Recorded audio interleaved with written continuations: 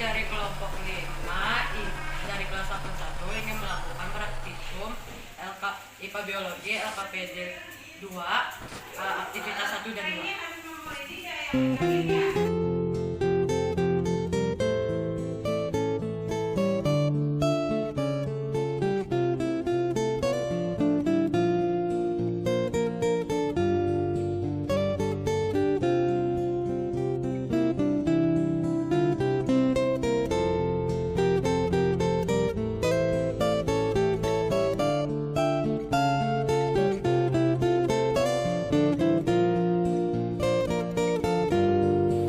Mulut. Mulut merupakan organ pencernaan yang merupakan awal dimulainya proses pencernaan. Organ pencernaan ini didukung oleh struktur anatomi tubuh yang antara lain terdiri dari gigi, lidah, amandel, dan langit-langit mulut. Gigi merupakan salah satu-satunya komponen mulut yang tidak memiliki seluput lendir. Gigi berfungsi untuk memotong, mengoyak, dan mengunyah makanan pada proses pencernaan mekanik. Pada manusia, jumlah gigi mengikuti pertumbuhan. Anak-anak memiliki gigi primer sejumlah 20 buah, dan lidah merupakan komponen mulut terdiri dari serat otot yang melekat pada bagian belakang lantai mulut. Di antara gigi dan rahang bawah, lidah pada proses pencernaan memiliki tugas utama memindahkan makanan selama mengunyah. Lidah memiliki papila yang memberikan gesekan dan mengecap rasa makanan. Amandel adalah dua pelajar kecil yang terbentuk dari jaringan limfatik, terletak di antara langit-langit depan yang bersifat keras, pilar anterior, dan langit-langit belakang yang bersifat lunak, pilar posterior. Amandel bersama pilar posterior akan menahan makanan supaya tidak naik ke rongga hidung. Langit-langit mulut merupakan komponen mulut yang terletak di bagian atas dan memisahkan mulut dengan ronda hidung. Ada dua langit-langit mulut.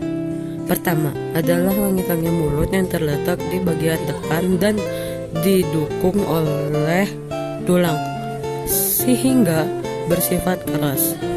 Langit-langit ini selanjutnya disebut pilar anterior. Langit-langit mulut lainnya disebut pilar anterior karena terletak di bagian belakang pilar posterior. Bersifat lunak karena didukung oleh otot rangka dan jaringan ikat. Amandel bersama pilar posterior akan menahan makanan supaya tidak naik ke rongga hidung. Kelenjar ludah atau saliva adalah alat pencernaan yang berada di rongga mulut selain gigi dan lidah.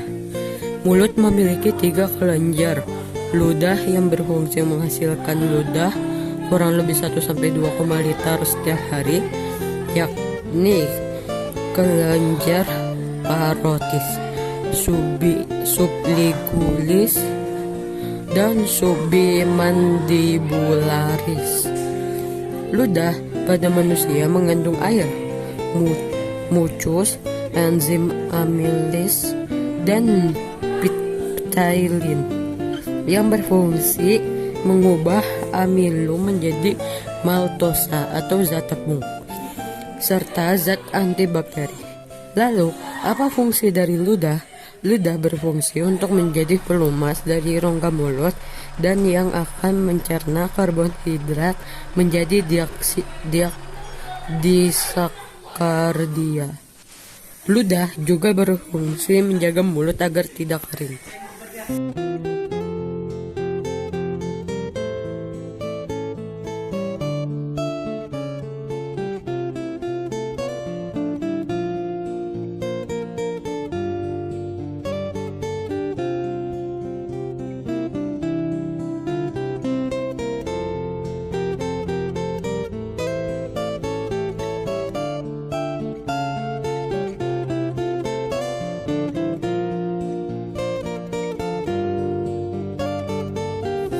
Kerongkongan Kerongkongan adalah saluran yang menjadi penghubung antara rongga mulut dan lambung.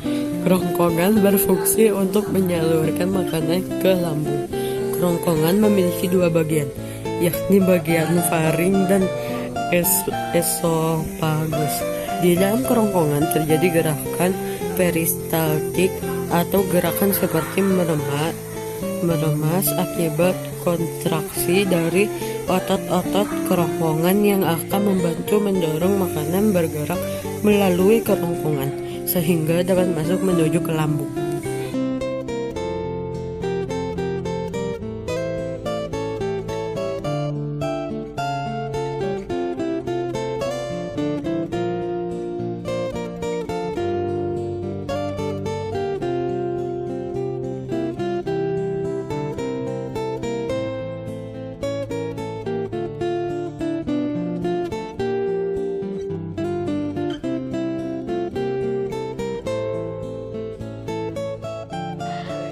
Pencernaan makanan pada manusia. Lambung. Lambung adalah tempat mencerna makanan secara mekanik dan kimiawi. Secara mekanik, makanan dari kerongkongan akan digerus oleh otot-otot lambung. Sedangkan secara kimiawi akan diperankan oleh berbagai enzim dan asam lambung seperti HCl, lipase, renin, dan mukus. Setelah dicerna secara mekanik dan kimiawi, makanan akan menghasilkan bubur kimus yang akan dilanjutkan ke usus halus. Makanan dapat ditampung di lambung berkisar antara 1-2 liter.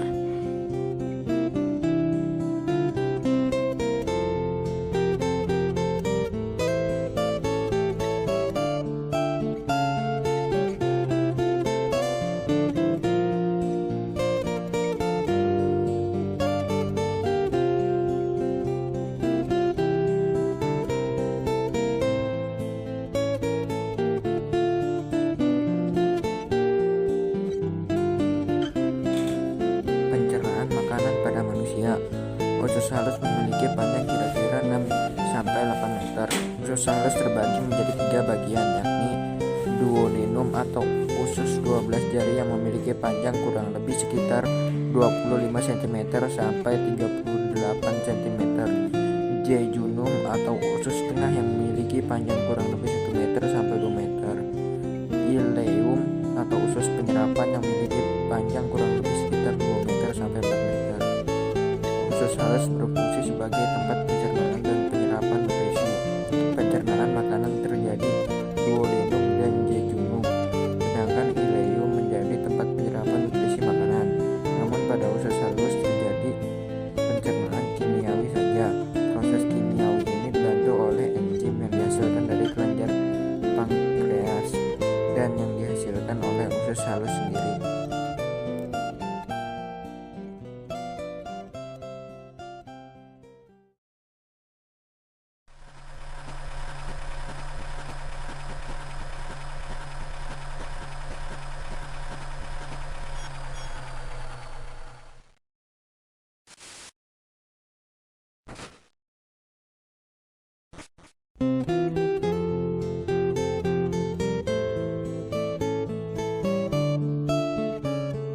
Usus besar berukuran sekitar 5-6 meter yang memiliki 3 bagian, yaitu sekum, kolon, dan rektum.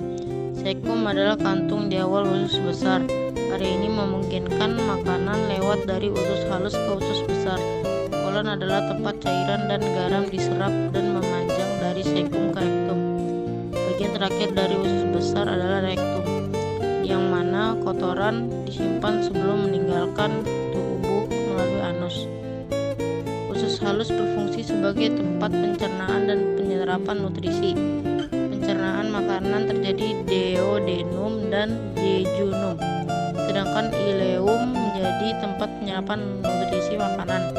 Namun pada usus halus hanya terjadi pencernaan kimiawi saja. Proses pencernaan kimiawi ini dibantu oleh enzim yang dihasilkan dari kelenjar pankreas dan yang dihasilkan oleh usus halus sendiri.